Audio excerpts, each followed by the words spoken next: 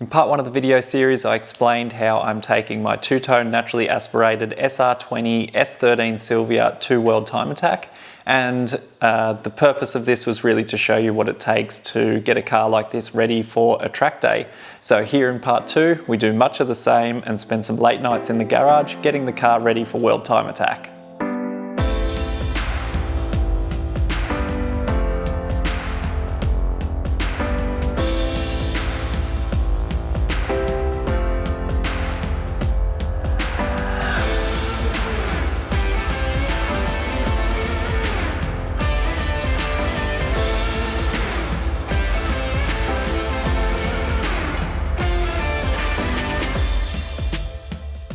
So in the last episode, I pulled the motor out of the S13 and changed the gearbox to the Quaife sequential 6-speed, put it back in the car and was able to make some measurements so that I could get the tail shaft made and a few other bits and pieces like the gearbox crossmember and also the shifter arrangement.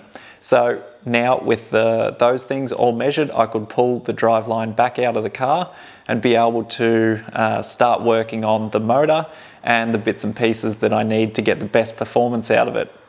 So most of these revolved around the oiling system. So I spoke about the dry sump setup in part 1, and there's some more refinements that we're doing here in part 2, mainly around mounting the pump onto the block and getting all of that system working well, getting the fittings right and then plugging up all of the unnecessary holes that are in the motor, because the dry sump doesn't need things like a dipstick or breather holes.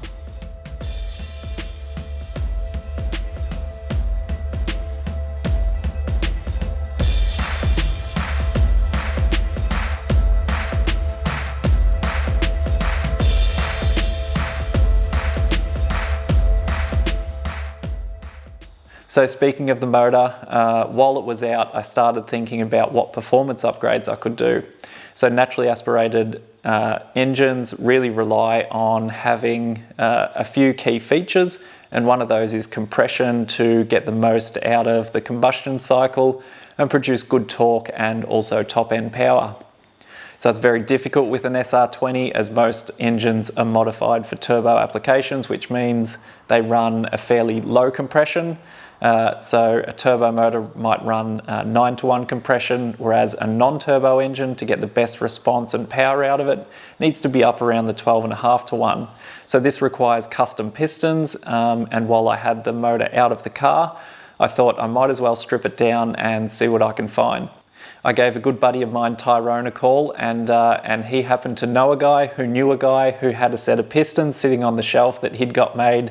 So these are forged aluminium pistons, which are much better than the factory cast pistons, but one of the key features of them is the high crown and also the valve reliefs, which allow a larger cam and larger valves with a larger opening to clear the pistons. And while the higher compression ratio is great, then there's a whole host of other things that I needed to do to the motor to put these in. Lucky for me, this motor is almost brand new, and I was able to just give it a quick hone. Big thanks to John and the guys at North Geelong Engines. I went there and I said, I basically need to give this thing a clean up. You can either do it today or I'm just going to jam these pistons into the stock bore. And John, being John, said, no, you got to do it properly. So he put it on the honing machine and just gave it a slight lick just to get some cross hatching into the bores. Which was really great, and I can't thank them enough for the time that they spent. So once I got the block back home, I was able to assemble the motor, and this isn't something I've done a whole lot of, so I'm always super nervous, and it is time consuming if you make all of the checks and make sure all of the clearances are right the whole way through.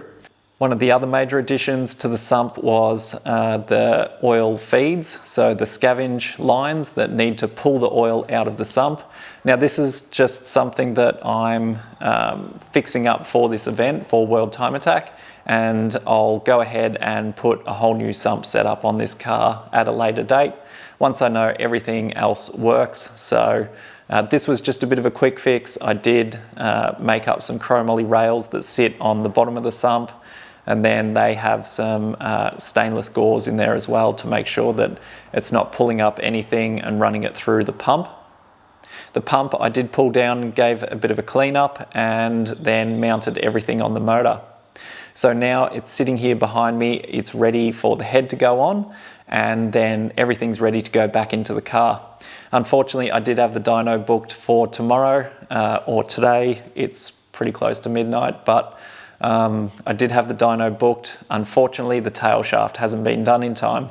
It's the only thing that I outsourced to someone else, and I got onto him a month ago and I said, I'm going to come down here on this date and I need it by this date. Do you have all the parts? Do I need to tell you anything? And he said, no, I'll get it done for you. But unfortunately, I went there today after going there yesterday and still not done. So unfortunately, had to cancel the dyno for tomorrow or today and then book it for next week. So it gives me a couple of extra days to get the car ready, but it is disappointing because I was planning on tonight putting all the top end together, putting the motor back together and putting it in the car. But yeah, what can you do? It's just one of those things, and especially in motorsport, it's one of those things that you have to deal with.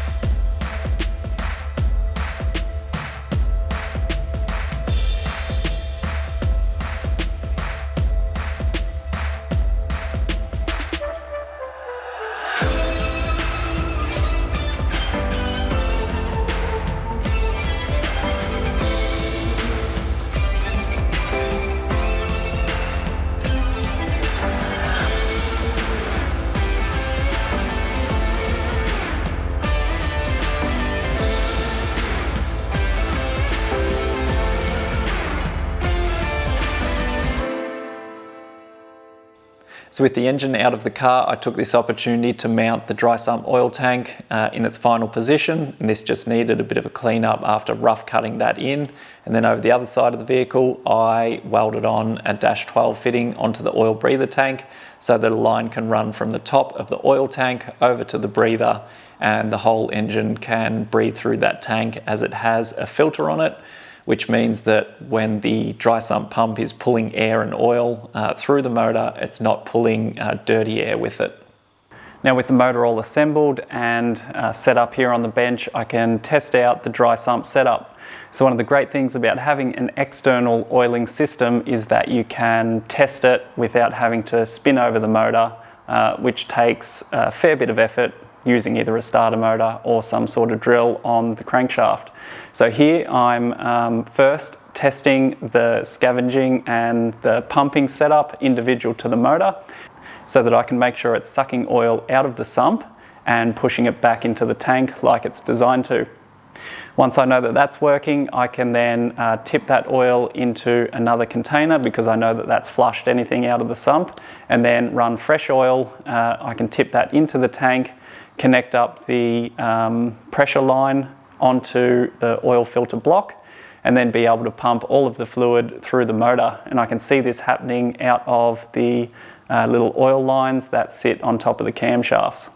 So now that this setup is working, and I am super thankful that it is, it can all go back into the car. So I've got a little bit of work ahead of me in terms of putting a few things together before it goes back in, but I'm well on my way to making it to the dyno on Monday.